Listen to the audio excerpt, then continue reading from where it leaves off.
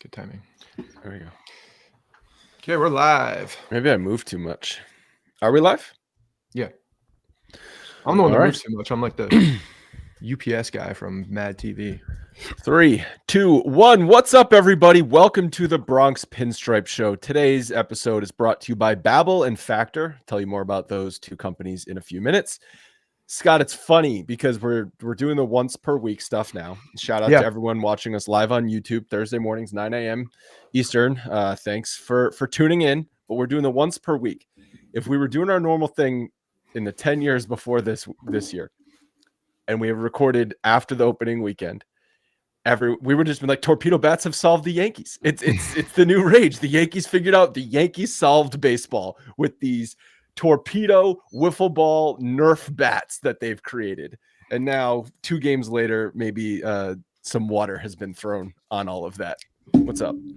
Yeah, it's the most overblown story I've seen in quite some time, to be honest. The torpedo bats, I understand that they are different and they look different, and that's they look dumb. Okay, they look dumb. They look different, whether you think they're dumb or not. They look different, and the fact that the Yankees on Saturday, which was the game that you and I and Logan we were all at, and shout out to a few people came by to say hello. Always awesome meeting new people, especially folks that listen to the show. Definitely appreciate you guys. They scored 20 runs. They scored, and Kemp was there. Harrison's first game, which was awesome.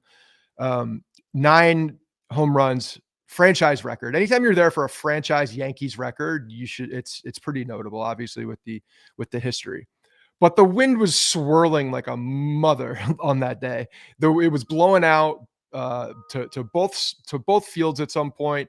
But it was swirling. It was just consistently going out in different directions. And if you had the ability to get the ball up in the air, like there's a good chance it was going out. Now, some of those shots were hammered, but it was just a very convenient opportunity for everybody to realize that the Yankees had a different shape of bat in their hands.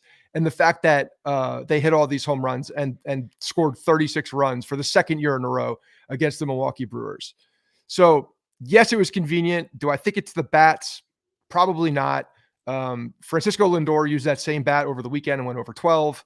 The Cubs have been looking at these bats. Jason Dominguez talked about the bat being used in spring training last year. So it's not like these are all brand new. They've been introduced in some capacity over the last 2 years. People saying that they're illegal are smoking crack, because if you think that the Yankees are going to go out there and other teams going out there with illegal bats, and the umpires are not going to say anything or see it or check these bats, or MLB is not going to approve the bats that they're going out with, you're a lunatic, because obviously that's what they're doing. It's not like they're corking a bat and hiding it inside the wooden barrel of the bat. This is what we're doing. The shape is different. You can see it with your eyes. So I think it's a convenient storyline. I hope baseball and all the fans that do not like the New York Yankees enjoyed it while it lasted, because those bats, now that they've gotten so much attention, will be in the hands of many more Major League Baseball players, and many different teams. Bregman was trying it last night in for the Red Sox. Well, Bregman did. He's a cheater, so I guess that doesn't help the argument. So a couple things. You said you don't think the bats had any impact, and while I agree with you, it might have been more of a Brewers and a weather thing over the weekend why the Yankees hit so many home runs. Yeah, honestly, I felt a little bad for Nestor Cortes. He's coming back to the Yankees. About that as it was happening. Yeah, boom, boom, boom. 3 pitches, 4 straight pitches. If you go back to the World Series against Freddie Freeman, felt a little bad for him, but still, it was amazing to see. But yes, the wind was blowing out. It was warm on Saturday, and then the wind was swirling again on Sunday, and they hit more home runs. It was 80 degrees. I mean, it was damn near 80 degrees. So it was like a mid-June game randomly in the end of March. Right. And so, but when you combine that with, it was sort of a perfect storm of things. All of the runs were scored. No one had been talking about the bats prior to Saturday's game because ESPN carried opening day. They didn't mention the bats. No one in spring training talked about the bats. I'm assuming these guys were using these bats in spring training games, right? They literally have been, they started using them, some of these guys, last spring training. Cody Bellinger was talking about using these bats with the Cubs. So, but like it's never been a story. And then you get Yes Network zooming in on Jazz Chisholm's gray bat. And the thing, I was joking, looks like a dick that hadn't been cut. Okay. That's what it looked like. It looks so stupid. And then the Yankees just blast home run after home run. Of course, people are going to be like, oh, the bats are the magic. They're cheating. Michael K's talking about how the Yankees analytics department found that Anthony Volpe's contact last year, he hit balls on the label more frequently. So he couldn't make contact on the barrel. So what'd they do? Instead of trying to shift his stance in the batter's box or change how we swing, keep your hands inside the ball. No, let's just move the barrel of the bat a couple inches down the bat so you can make contact. And what does Volpe do?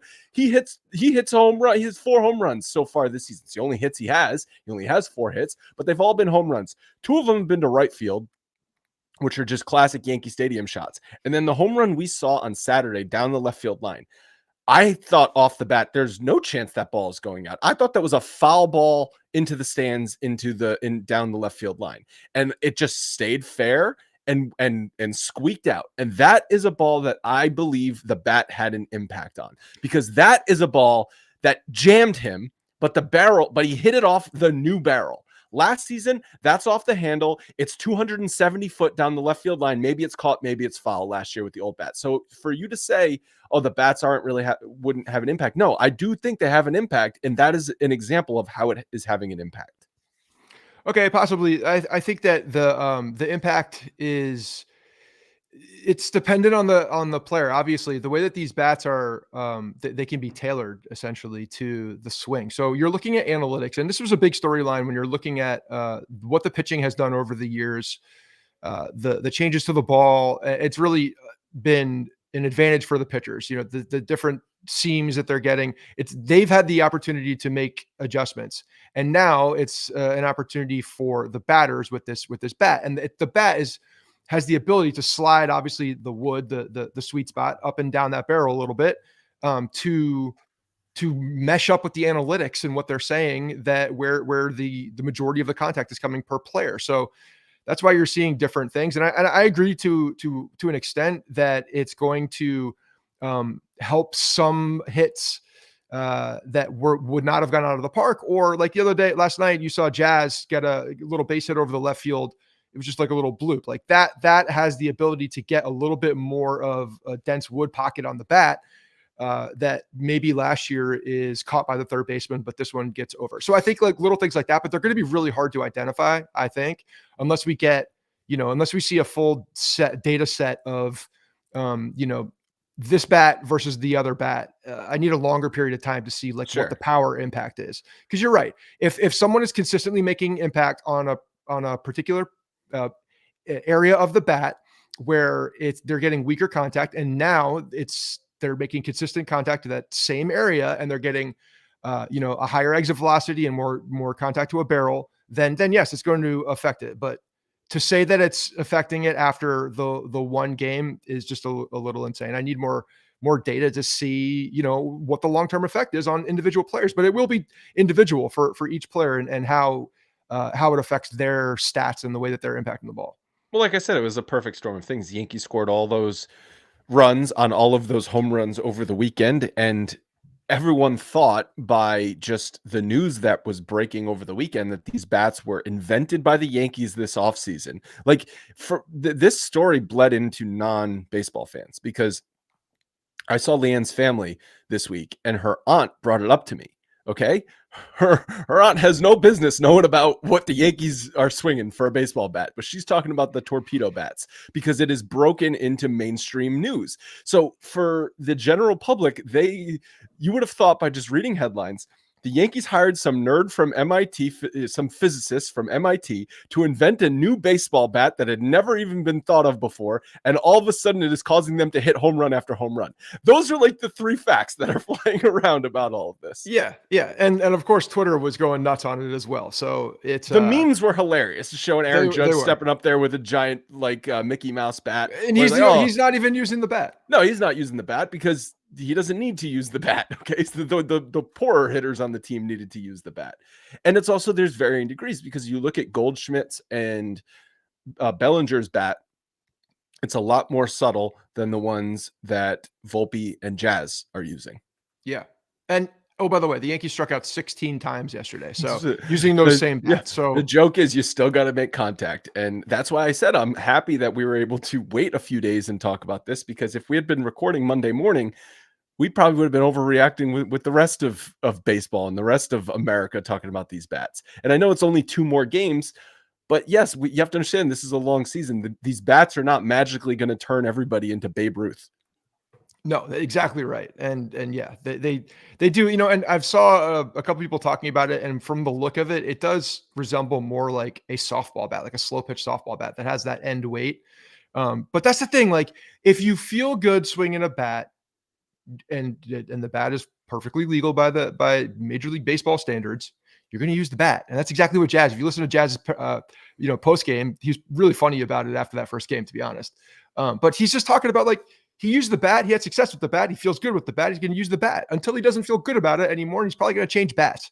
So that's such a big piece of this, I think, for baseball players. Like if they're feeling good swinging something, they're going to use it. And when you feel good swinging something, whether it's the new bat or the old bat, your confidence is up and you're going to play better. It's part of the game.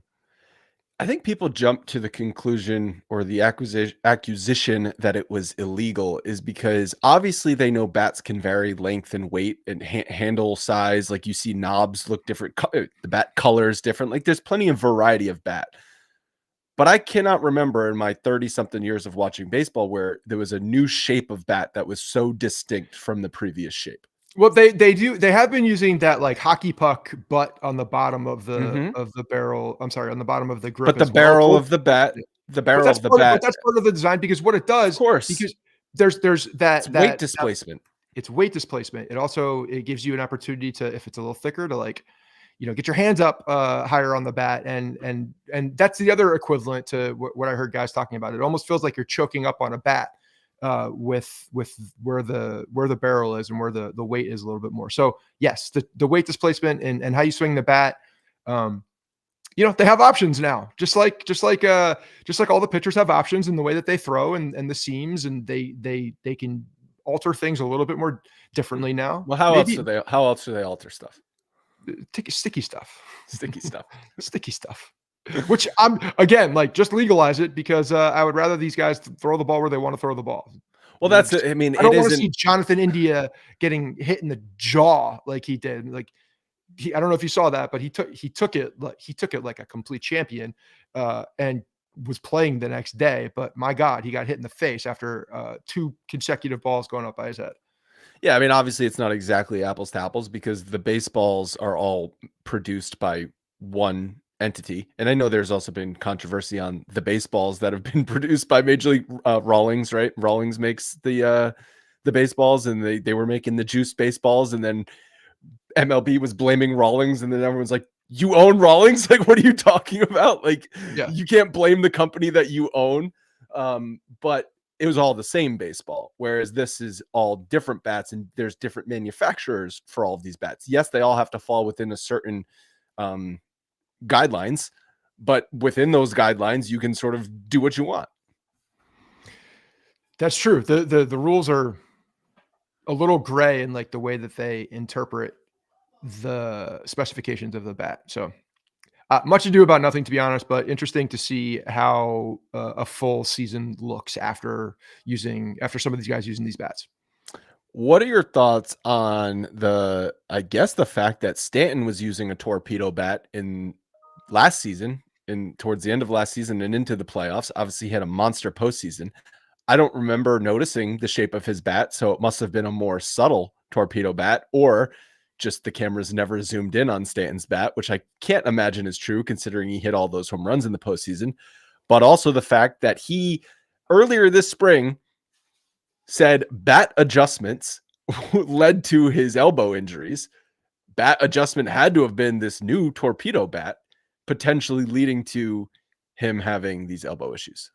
Yeah, I don't think. I mean, Boone dismissed it as well when asked. What other bat adjustments could he be talking about? It could just be the placement of the bat and his stance. It could be the Come on. slight, Come on. I mean, I don't know how the bat with a little bit of a shift in the weight is going to throw your Exactly. elbows completely off. So You I don't. don't what do you mean you don't know? Like, think about when you're okay, this is the only analogy I can think of, and I understand it's not a perfect analogy, but you throw a baseball, right? Yeah. And the torque, and then you throw a golf ball at the same like arm speed, you feel that in your elbow. You feel that because the weight that you're throwing, the size that you're throwing is so different. Now, I know the difference between a baseball and a golf ball is not equivalent to these torpedo bats, but when you're swinging it thousands of times, like these guys are at such high velocity speeds, I have to imagine over time that can have an impact on your wrists, your forearms, your elbows, your shoulders. Yeah. No, I mean, I get it. I just don't, I if it was such a significant thing and he used it the whole year, I'm actually shocked that this was the first time it really made I'm headline shocked news. too. And How the did none fact of that these it's so many people are internet detectives and watching these games so Yeah. closely that every little thing gets picked up. The fact that this didn't get picked up, uh, you know, in larger circles, and I'm sure it was in minor circles at some point and got dismissed, but yeah, it's kind of wild that it didn't. So that's kind of leading me to believe that it was a very slight modification to his bat rather to his than what bat? we're seeing now. Yeah. But why did none of these beat reporters cover this in spring training? Like, I have to imagine at some point they noticed Volpe or Jazz's bats looking like a torpedo. How was that question not asked them? Like, this is the type of story I'm shocked made it until game 2 of the season, which was Yes's first broadcast, for them to bring it up on the broadcast, by the way. This wasn't something written after the game. This was Yeah. Michael Kay the talked about it in detail. Michael K's the camera zooming in on the bat and Michael K just spilling the torpedo bat. So obviously someone told Michael K about the torpedo bats leading up to that day. How was all of these how many beat writers for the Yankees are there? 7,000 at this point from all these different outlets, Athletic, NJ.com, Bergen Media, ESPN, all of these things, right? No one asked about the torpedo bat in February or March. Like, how is that possible?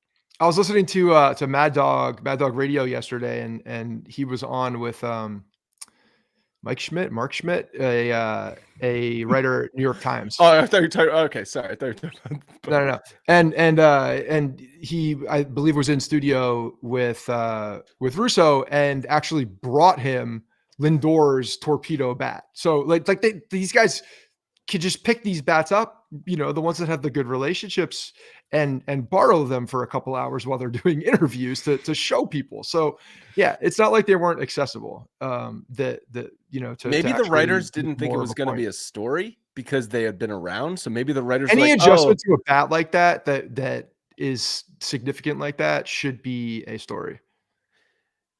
If you're if you're in the business of telling stories and breaking news, what else are you going to talk about? You see anything that's different at all, you talk about it. It's like you can only talk about the fifth starter spot battle so many times in spring training before you have to go to the equipment that these guys are using to fill columns. And again, like I know you said this point, but I cannot stress this enough. If on Saturday the Yankees just won the game 3-1, none of this would be happening. No, and you know what? They ran into Nestor Cortez, who threw a whole bunch of flat fastballs that were 89 miles per hour in the center of the plate. Yeah, and they tattooed the ball 3 times in a row, 4 times in that inning, 9 times on the day. And Judge was like, a fraction away from 5 home runs on the day. Like the guy was just locked in, and the Milwaukee pitching on that day was not locked in, and over the weekend was not locked in. 2 years in a row. So the Yankees have figured out something about the Brewers pitching. Yeah. I mean, it's Nestor Cortez also who was on the freaking team. So it's not like they didn't know what they were getting into. And Egyptian magician on YouTube says that instead of the bats, it was probably Stanton curling Volvo engines that probably hurt his elbows. Also correct. He moved on from Instagram models to Volvo engines. All right, I want to tell you guys about Babbel. Man, I am jealous of people that can speak multiple languages. It is not very common for people to speak multiple languages here in America, but it is obtainable for you with Babbel. Maybe you're planning an international trip this summer. Maybe you want to broaden your horizons and discover new cultures. Maybe you want to prove it to yourself you can actually learn a new language. Whatever the reason, Babbel's quick 10-minute lessons can help you learn a new language in as little as 3 weeks or at whatever pace you choose. Babbel is designed by over 200 language experts and uses practical real-world conversations instead of textbook-style teachings. Yes, you could spend months and tons of money on private tutors, or you can take learning into your own hands with Babbel. One study even found that using Babbel for 15 hours is the equivalent to a full semester at college, which is honestly just amazing when you think about it. I remember, Scott, I said this last time, I took Spanish in college as an elective, and I just wish I could have that time back and just have taken 15 hours of Babbel instead. Would have saved my parents some money too. There's one more awesome thing, a 20-day money-back guarantee if you are not satisfied. Start talking in a new language right now. Babbel is gifting our listeners 60% off subscriptions at babbel.com/Bronx, babbel.com/Bronx for 60% off. I also must tell you guys about Factor meals. If you're looking for a great life hack, you need to be using Factor. Factor meals ship fully prepared, delicious, and nutritious meals to you each week.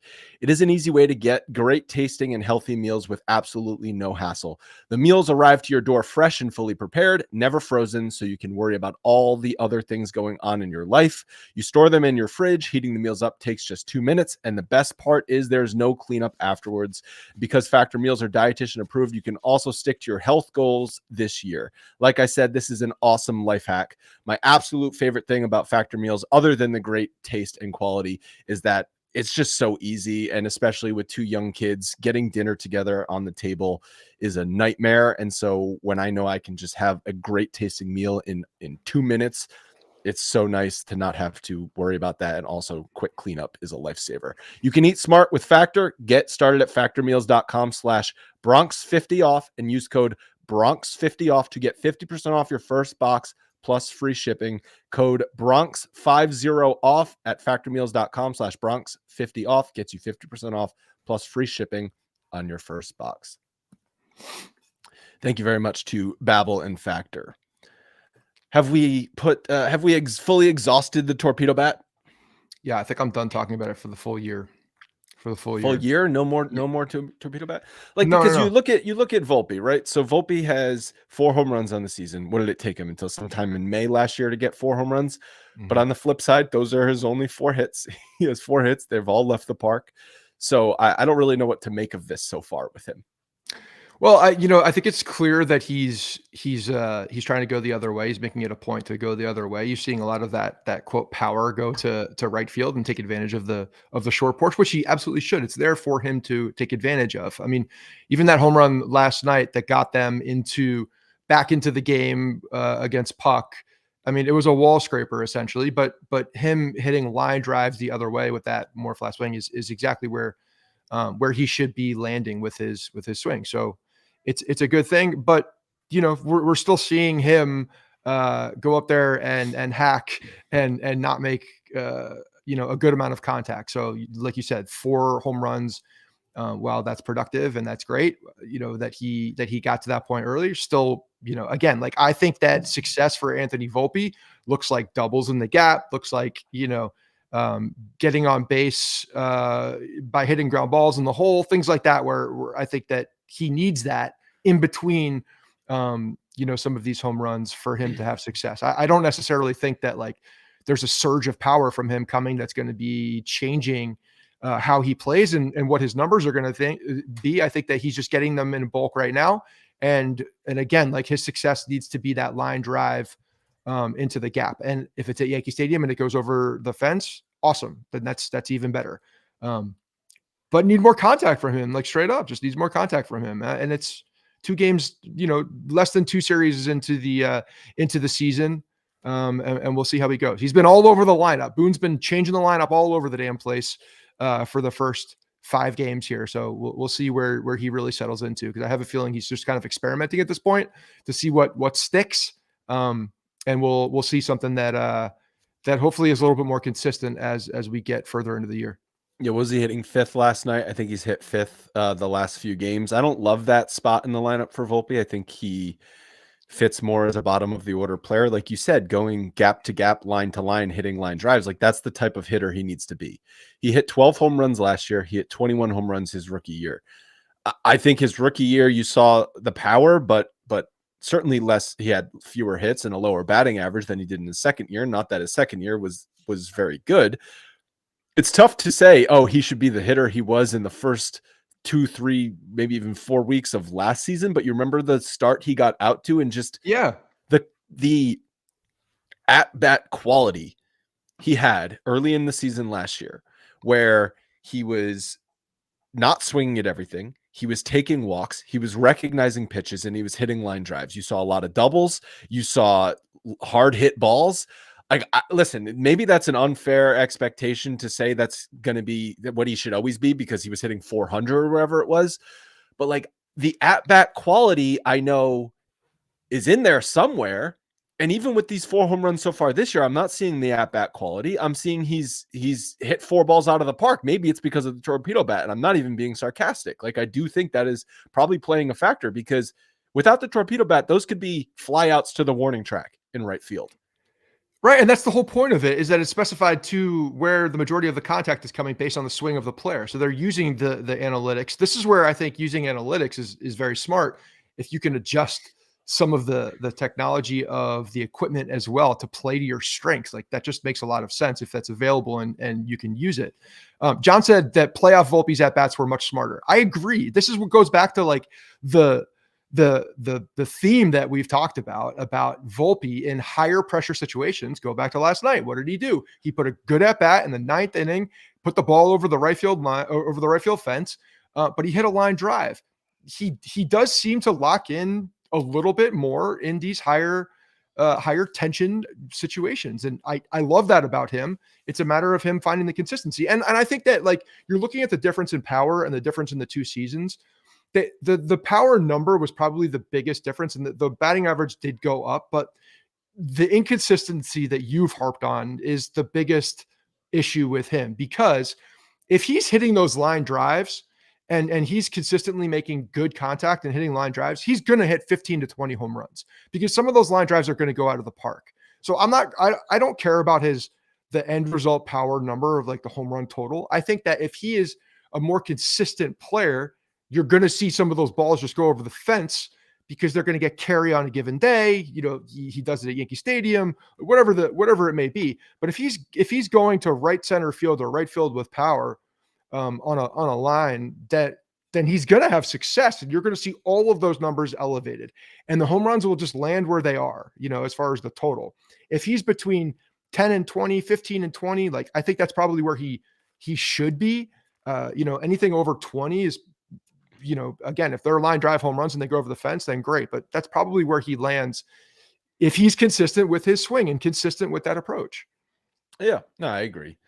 His at-bats in the playoffs were better. So he's the rare player where you have to, instead of putting on the scoreboard, it's the top of the 3rd with nobody on, you have to say it's the bottom of the 9th with bases loaded, kid.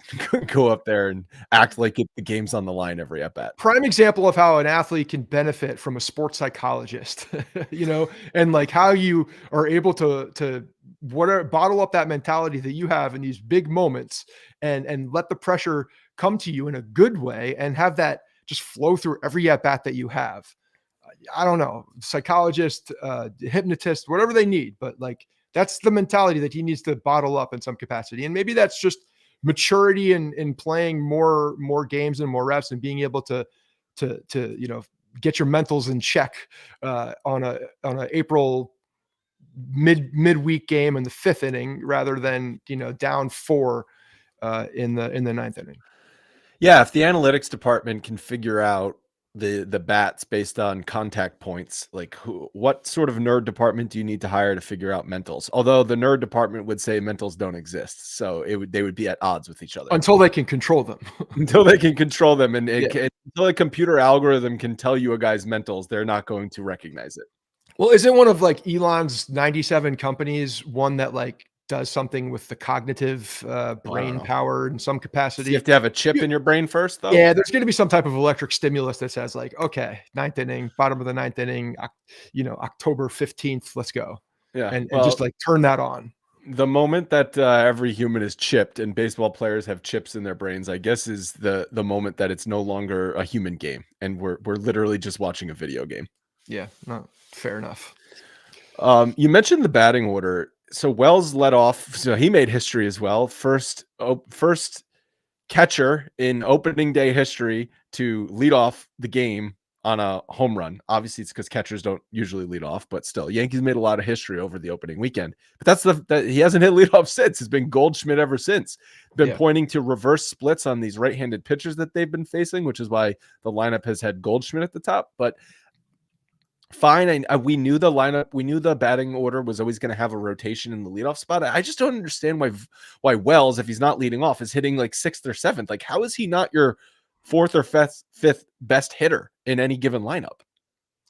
I'm surprised that 4th or 5th place hitter is what I meant. I'm surprised that when you're looking for a lefty in that spot, that it's not Wells instead of Chisholm and dropping Chisholm down. I mean, granted, Jazz had, the barrage of home runs over the first weekend, but he's been striking out quite a bit, and you're going to see that. And look, I think, again, I'm not going to make too much of it, because when I saw what the lineup was for the game on Saturday that we were going to, we all looked at it cross-eyed. We're like, what is Boone doing? It's the second game of the season, and you're historic performance. Just coming with this weird lineup that comes out there, and you saw what they did. So I think at this point, it doesn't matter, much of what they do. They're going off the splits, whatever that is.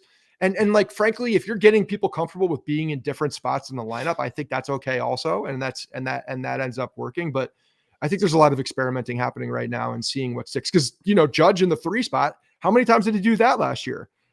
What do you mean? Every game? I mean, I'm saying you're right. But after this year, when we thought he was going to be in the 2 spot 2 years ago, the non-Soto Yankees, before Soto was here, you saw him locked in one spot, and now there's some flexibility with where he can be, which I think is interesting.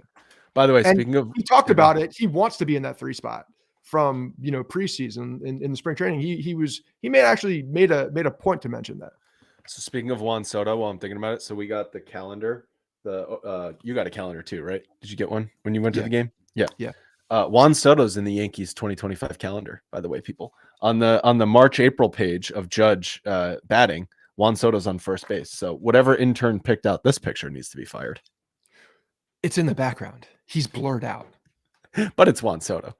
It's really simple to just remove something from a photo at this point. I know. Or just pick a different photo. There's 7 million of them of Aaron Judge. Yeah. I don't know how many people actually noticed that, but number 22 is now Ben Rice, so I don't know what you're talking about. Hopefully a couple more people. By the way, Ben Rice's home run would have been like right to us. I know. I saw that. It was awesome. So now because last year Kemp got a 22 jersey, like keychain. Keychains are a big thing in elementary school on the backpacks. So now he's got a Ben Rice keychain, which I just thought of. Bit of a downgrade. So we need that. We need the X factor to really come through. Although that is the good thing about the nameless jerseys for the Yankees, is that they're evergreen, baby. Just a new player is going to start wearing it. Yeah. I told you this. I told you and Logan this story, but I took Harrison when we got to the stadium to the Yankees team store because I wanted to get him excited about buying something and wearing something. And so we were in the kids section picking out jerseys, and the first one he pointed to was a Volpe jersey. And I just couldn't let him pull the trigger. There was a Jeter right next to it. I'm like, what about this one? He's like, yeah, that one. I was like, all right, got him. Good. Volpe needs to. This was the pre-torpedo bat knowledge. Okay. Pre-torpedo bat knowledge of mine. Yeah. But there is a name on the jersey. So, you're bringing that to him.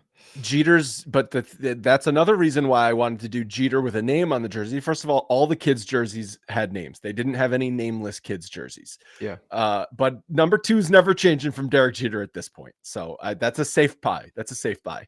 Correct. After the game, we went into the non-official store that's 25% cheaper across the street next to the dugout. Muggs is a bar in Suffern, New York. And Kemp picked out the Jeter shirt, nice. Which I thought was it. Maybe he was influenced that Harrison was sitting in front of him with the Jeter. Maybe that was it. I just thought of that. Yeah. But I was like, all right, go ahead. I guess that is what the equivalent of when our parents took us to the game, if we were wearing like a Thurman Munson or a Reggie or something like that at this point. I don't know. That just to feel old, just wanted to make us feel old. Yeah. So one thing, obviously, we're going to talk about a few other things from the game so far. The one thing I want to call out, the sloppy defense, and this is sort of a transition into Jason Dominguez as well. But the defense on Saturday was atrocious, and the Yankees have still struggled with the pitcher fielding thing. So Rodon botched a ball on opening day.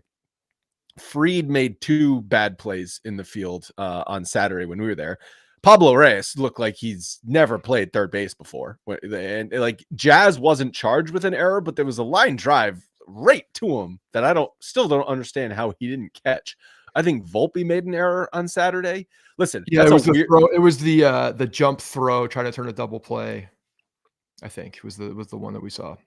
Oh, right. When slide hard into the bag, he needs to just eat that throw. Like there's no chance once you jump over the guy, you're not getting the guy out at first base. Just eat the throw there. Yes, it's a weird game. It's a blowout. Some weird stuff is happening, but that combined with the fact you see Jason Dominguez getting pulled out of left field every single game for defense, I guess. He snow coned the ball on Sunday, catching a ball down by his like mid chest area.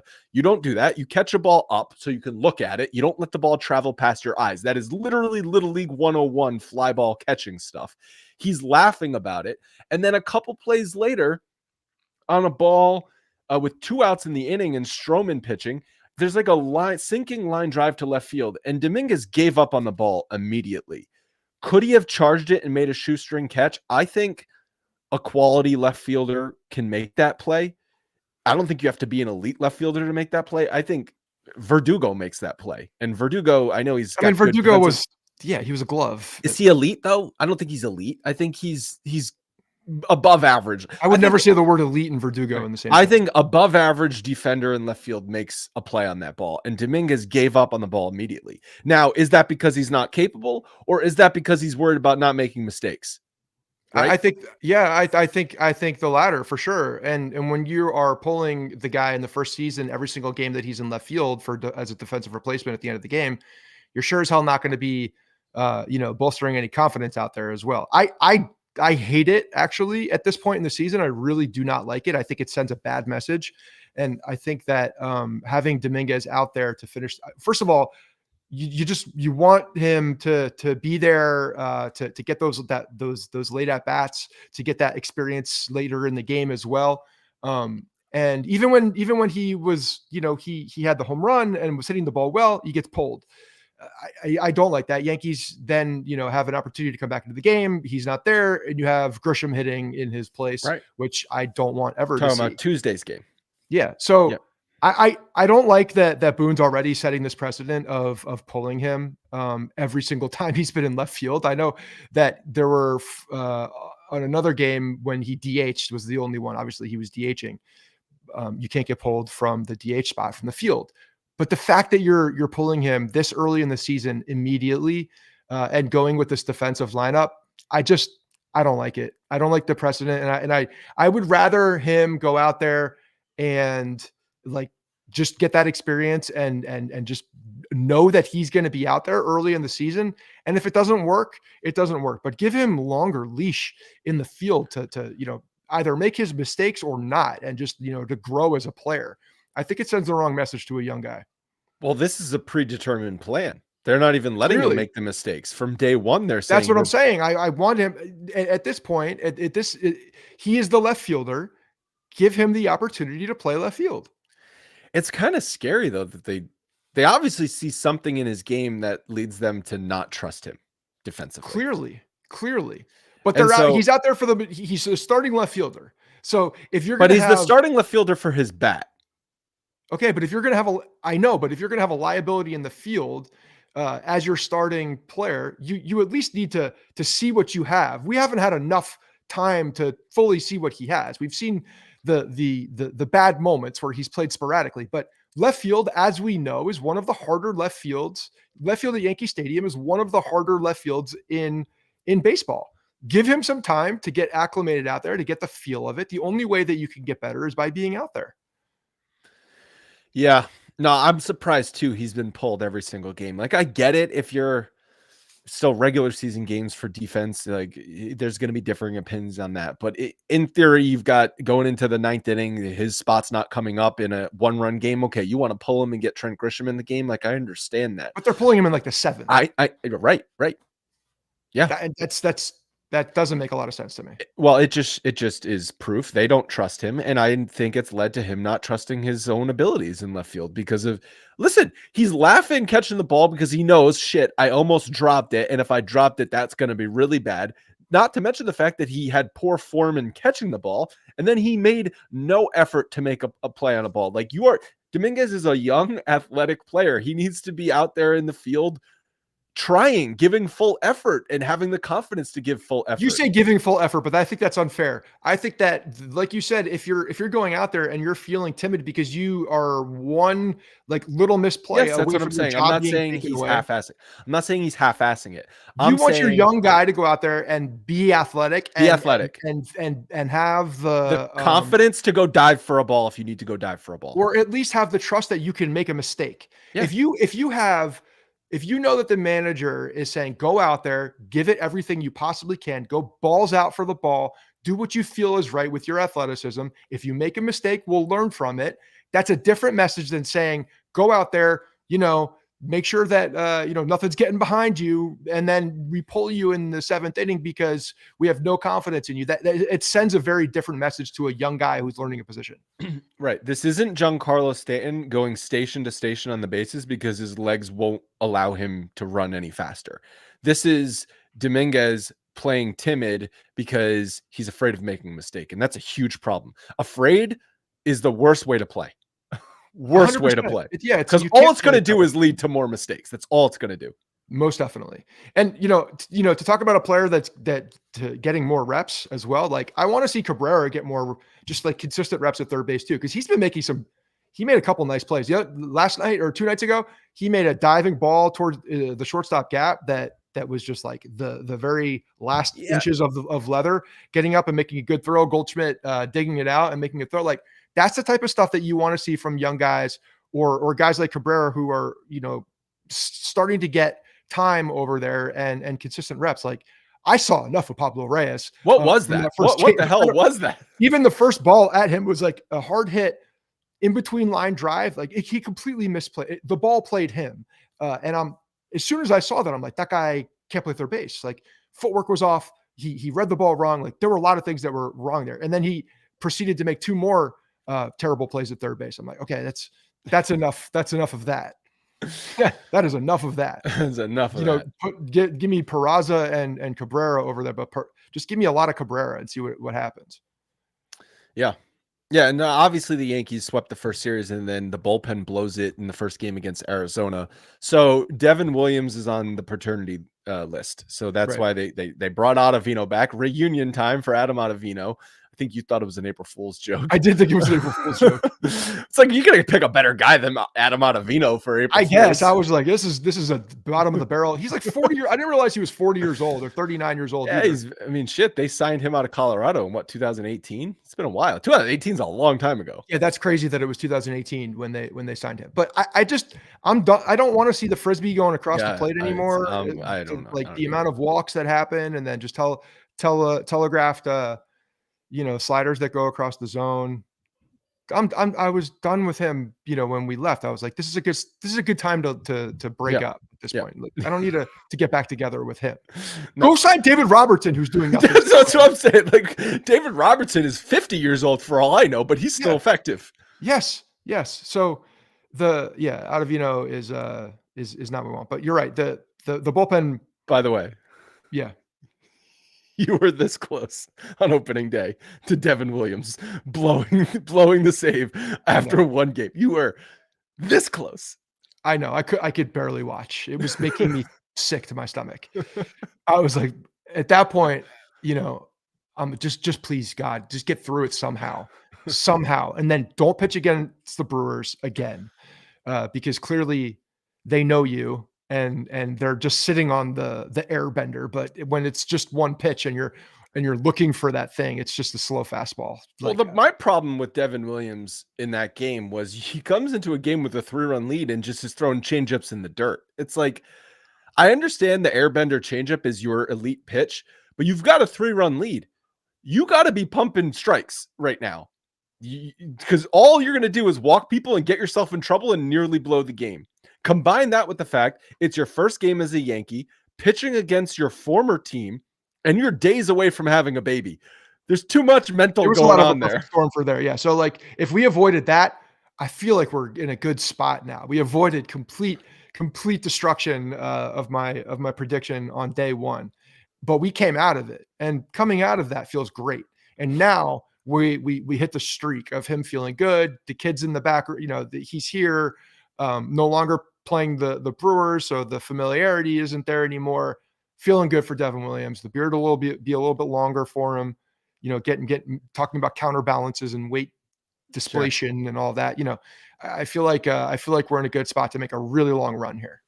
Did we say this on the episode, or were we talking about this at the game, where we think, I think, how Yankees, what you joke, you got to earn your pinstripes. Yeah. I think now the Yankees, you got to earn your beard. Yeah, I don't disagree. I like that. But that's not happening. If it's June 12th and Devin Williams is like 13 for 13 in saves with a 1 ERA, grow the beard. Like Carlos Rodon, you haven't done enough to earn your beard yet. Like you've got to. He's been the best Yankee starter so far. Carlos Rodon, you haven't done enough to earn your beard yet. I don't know what you need to do, but you haven't earned it. That's all I know in my book. Jason Dominguez, I really want you to have the beard, but you need to start hitting and catching some fly balls for you. That leads me to I don't know who on this team has earned the beard. No one else has really grown. Austin Wells has grown just a Fu Manchu mustache, which probably takes him 12 minutes to do. Yeah, I love that. The Mark Leiter goatee needs to leave immediately. They should actually ban goatees. You know what I mean? Because no self-respecting man should be wearing, just the goatee, to be honest. Yeah. So have a hard talk with yourself and a hard look in the mirror about what's going on. The bullpen decisions meltdown the other night, where they allowed 5 runs in the 8th inning, Eugenio Suarez's grand slam. Hill and Leiter combined to cough that up. Obviously, they were saving Weaver for the 9th inning if it was going to be a save situation. I get it, but also you're going to be facing the top of the order in that Brewers lineup in the 8th inning. Weaver's already not the closer for the Yankees. I understand with Devin Williams gone, he is the de facto closer, but normally he's the 8th inning guy. And just evaluating the game situation, the 8th inning is the highest leverage point in that game. Get through the 8th inning and you're probably in the clear for the 9th inning. Yeah, I agree with you. And this is the flexibility with having Weaver back there as well, being able to do this. I get it that Devin Williams wasn't available in that moment, and you're looking for someone who's closed games before. But you're right, when you have a high impact opportunity in the 8th inning for a guy that's pitched in multiple situations and not really just a closer, and is not your closer this year, you put the fire out. You make sure you put the fire out and do that. And Mark Leiter Jr., I think we were all holding our breath during the playoffs last year when he was throwing, and he ended up having some good results. But that man just leaves up way too many breaking balls up in the zone, way too many, and doesn't locate that fastball down enough to really change the eye level and create that that high percentage deception that you need from fastball to splitter to sinker. I mean, even the first pitch, I think it was the first pitch to Suarez, was a sinker up on the zone that should have been hammered, that he took. And then obviously the grand slam pitch was a splitter that was just a meatball over the plate. And he just spins it too much over the plate that are up in the zone. And it's he does it way too consistently, way too often. And it's a real problem. And that's why we saw the disparaging results of, we thought he was coming over as this high percentage strikeout guy, but they didn't tell us that he's also a high percentage home run guy for the cement mixers that don't get down in the zone, that are not eluding the bat. So we figured it out real quick. We were like, we were like, the home runs before we saw the strikeouts. Yeah, we were like, oh, he does strike out 13 per 9 innings, but he gives up 2 home runs per 9 innings. And that's how you get a 5 ERA. His ERA is 5, so something's not right here. Yeah. So Yeah. I don't know. When I see him like that, when I see him leaving balls up in the zone, like there should be a quick hook with him, really, because It just he shouldn't does it be. He too often shouldn't. and high impact. Weaver needed to be pitching in that inning. Yeah. Understand the game situation, which I still feel Boone has no grasp on, is game situations. Yeah. And even like looking at that opportunity, and I know you hate this, not giving guys clean innings, but bases are loaded with as far as a right-handed bat, right? Right-handed bat. Why not go for a 4-inning save? He hasn't thrown all year long with Weaver. Bring him in. He's not like he hasn't done that before. He's done it Opening day. multiple times. He pitched opening day, and then he had a day Friday, off. Saturday, Sunday, Monday off. He had 4 days off leading into Tuesday. So why not bring him in for that high impact? Even if you're not going to bring him in for that inning, you have a high impact situation right now with one of the hottest. The guy just won Player of the Week in the NFL in the National League last week, and hit 4 home runs. Like maybe that's a different situation where you could bring in the best opportunity to put out that fire. And I just think it's so easy to do for him because Weaver's not your closer. So you're not even like, even if he is your closer in that situation, that's a 4-out save. But what I'm saying is it's like you have a built-in excuse already. You're using your 8th inning guy in the 8th inning. You're not using your closer in that. You're just using your 8th inning guy in the 8th inning. That's all you're doing. Nobody looks cross-eyed at bringing him in that situation when the bases are loaded, high impact situation. Or before that, though, frankly. Fine, but I'm giving him the benefit of the doubt and like giving Leiter the majority of that inning, and you see him stumbling. But then when you see who comes up, the guy who literally just got the Player of the Week award from the week before in the National League, who has hit 4 home runs at that point, I think. Who you still have the matchup. It's not like you don't have the matchup. You still have the matchup, righty on righty, and you could argue that the righty matchup there is more impactful with Weaver throwing the ball. Make that change. Totally agree. Yeah. I'm looking back at that game too. This was the Warren game. Who let's talk about him quickly because he pitched well. I think he pitched well, and we saw opportunities for him to go back to and revert to what we saw last year and blow up, but he settled in and actually I thought controlled the strike zone pretty well. Got through the 5th inning, like you saw on Saturday. Freed not be able to get through the 5th inning in a blowout game because he was throwing way too many pitches, and also the Brewers were getting to him a little bit. But they showed a little bit of confidence in Warren to get through the 5th inning. He gave up only 1 hit. I thought it was a really good sign. Yeah. And you know what? Again, like going back to the Dominguez thing, when you're early in a year like this, I understand that all games count the same. But when you're early in the season like this, building confidence of young guys who are in new situations, I think is a really important part of the season because you're setting them up. You're trying to set them up. You're putting them in a position to set them up for success for the rest of the year. And confidence, feeling good, and knowing that you have the confidence of your manager is a big deal to a guy like that. So, I'm glad that they allowed Warren to work through and get through that inning. I just want to see it across the board. I think that, giving that extra rope at this point of the season is the right thing to do. And another thing, so I had forgotten, since it had been so long since we watched Stroman pitch a game, I forgot how much I hate watching him pitch because it's just nibble. It's just he can't miss bats. If he doesn't get a ground ball or weak contact on the first 2 pitches, it's going to be a 2-2, 3-2 count. It's going to be a 7 or an 8 pitch at bat. And usually it's not going to end well for Marcus Stroman. I'm not saying he's given up home run after home run, but they just wear him down. He can't miss bats. He gives up too much contact, and it just finds green a lot of time.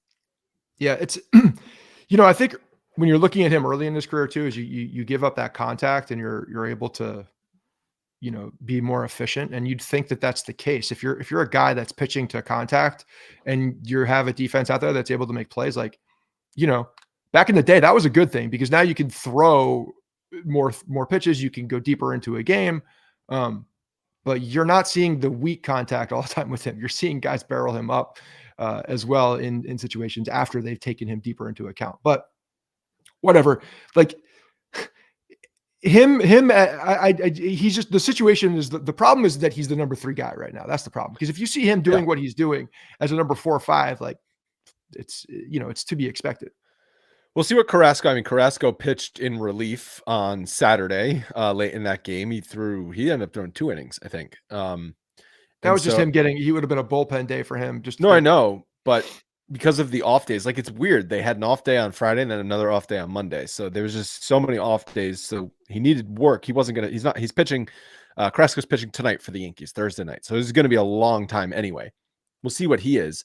Hopefully Clark Schmidt can come back soon because you're right. Stroman as the number 3 pitcher, and then Warren and Carrasco. Like I liked what I saw from Warren. Who knows what we're going to see from Carrasco? It's just, it's pretty thin. Warren's got the ability. I mean, he really does have everything you want to see from a young pitcher to succeed. And obviously the biggest thing for him, which I think was the Achilles heel, no pun intended, for Luis Heel was, being able to consistently throw the ball over the strike zone. And he even had success while not being able to throw the ball over the strike zone. His stuff was so good. Yeah. But the thing is like, getting some confidence under Warren early in the season and him, feeling good about throwing that ball and being confident to throw that ball where he wants it and to dot it, I think is a big deal. Cause he's got the arm, man. And he's got the repertoire, I think, to be successful in the league. So I think it'll be interesting watching him develop, and he's clearly going to get this opportunity. So, yeah. All right. Anything else you want to touch on?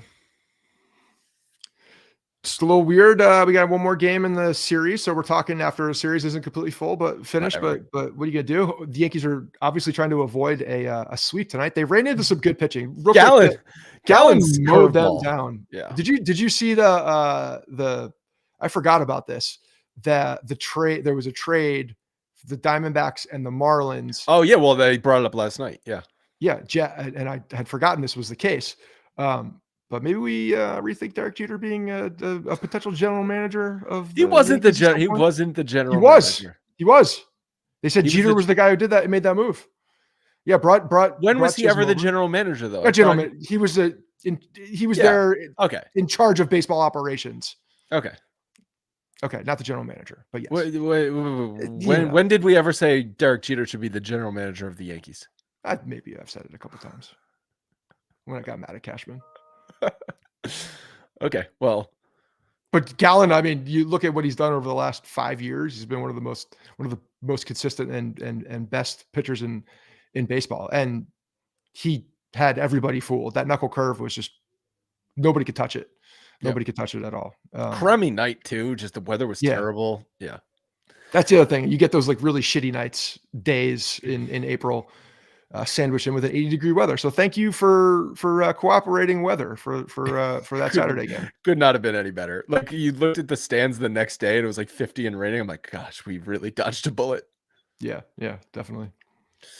All right, that's going to wrap up today's show. Thank you guys so much for listening and for watching us on YouTube. Once again, go check out Factor and Babbel if you are interested, and we will talk to you again next Thursday.